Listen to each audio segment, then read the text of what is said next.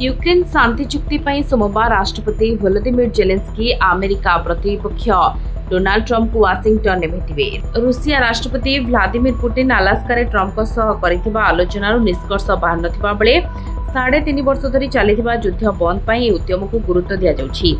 Trump Putin को आड़ को ढलुवा लक्ष्य कर से शर्त गुड़ी मानि नहीं पारती बोली आशंका करी यूरोपीय नेता माने जेलेंस्की को समर्थन में बाहरी।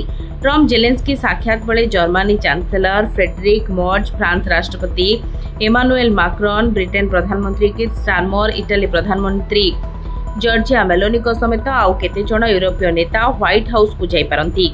ए आलोचना उपरे विश्वर नजर रहिथिबा बेले राष्ट्रपति ट्रंप रविवार रूसिया उपरे बड़ अग्रगति आसीथिबा सोशल मीडिया रे पोस्ट करिसंती। Bureau report Dinalipi live.